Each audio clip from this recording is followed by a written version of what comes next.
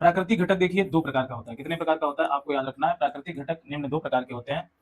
वो कौन से प्रकार हैं वो आपको जानना है। देखिए सबसे फर्स्ट आप बात करते हैं जैविक घटक। क्या बोलते हैं? जैविक घटक।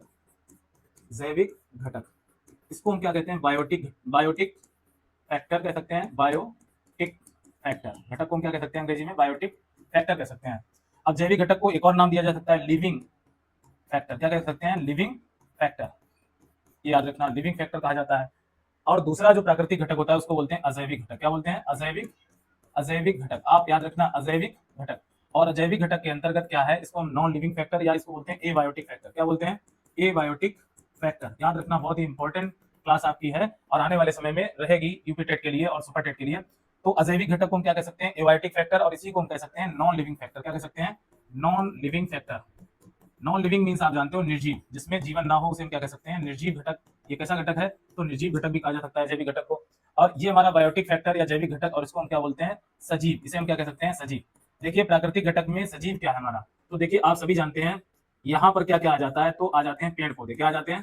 पेड़ पौधे हमारे सजीव हैं। क्या है? सजीव है। पेड़ पौधे मीन्स प्लांट्स। क्या इसको हम क्या कह सकते हैं? प्लांट्स हमारे क्या है? जैविक घटक का भाग है। किसका भाग है? जैविक घटक का भाग है। जितने भी जंतु हैं, जीव जंतु, हम क्या कह सकते हैं? जीव जंतु, यानी हमारी धरती पर रहने वाले जो जीव जंतु हैं वो हमारे क्या है? एनिमल्स हैं। ये हमारे क्या है? सजीव हैं। आपको याद रखना ये कैसे हैं? तो ये हमारे सजीव घटक का हिस्सा है, लिविंग फैक्टर कहा जाएगा, या इसी को हम क्या कह सकते हैं? बायोटिक फैक्टर कह सकते हैं। अब आप जानते हो अगला होता है सूक्ष्म जीव, और सूक्ष्म जीव हमारे क्या है? ये भी जीवित हैं। तो सूक्ष्म जीव के अंतर्गत आप सभी जानते होंगे जीवाणु, जिसे हम लोग क्या कह सकते हैं? इसे हम बैक्टीरिया कह सकते हैं। क्या कह सकते हैं? बैक्टीरिया। और इसी के अंतर्गत एक और आ जाता है, आपको पता होना चाहिए, कवक या फंजाई। तो ये सूक्ष्म जीव हमारे किसका हिस्सा है? इसमें सजीव के अंतर्गत पैरासाइट भी आ जाते हैं, सहजीवी जीव भी आ जाते हैं। याद रखिए, मतलब सूक्ष्म जीवों के अंतर्गत सहजीवी जीव आते हैं, बैक्टीरिया सहजीवी जीव है। अब सबसे इंपॉर्टेंट बात, पेड़ पौधे हमारे लिविंग हैं, जीव जंतु हमारे एनिमल्स लिविंग हैं। माइक्रो ऑर्गेनिज्म आपके कवक एंड फंजाई आपके पैरासाइटिक और सिम्बियोटिक फॉर्म में होते हैं, पाए जाते हैं, तो वो भी क्या है? हमारे सजीव घटक हैं।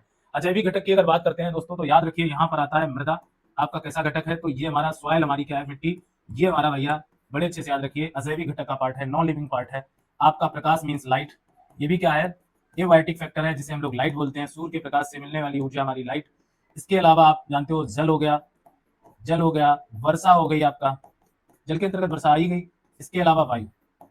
तो ये हमारे अगर देखे जाएं तो मोस्टली क्या है? अजैविक घटक है। मृदा हो गया, प्रकाश हो गया, जल हो गया, वायु हो गया। और या इसको हम क्या कह सकते हैं? स्थल भी कह सकते हैं। क्या कह सकते हैं? स्थल। ठीक। वैसे तो ताप भी आता है इसके अंतर्गत, अजैविक घटक के अंतर्गत ताप भी, कार्बनिक तत्व भी आ जाते हैं। तो जो ऊंचाई, एटीट्यूड और लेटीट्यूड वाली जो कंडीशन है, ऊंचा और नीचा स्थल खंड है, वो सारी बातें। तो अजैविक घटक के अंतर्गत आपका मृदा हो गया, प्रकाश हो गया, जल, वायु, स्थल, ये आपके कैसे घटक हैं? तो ये नॉन लिविंग फैक्टर या एनर्जी घटक कहे जाएंगे।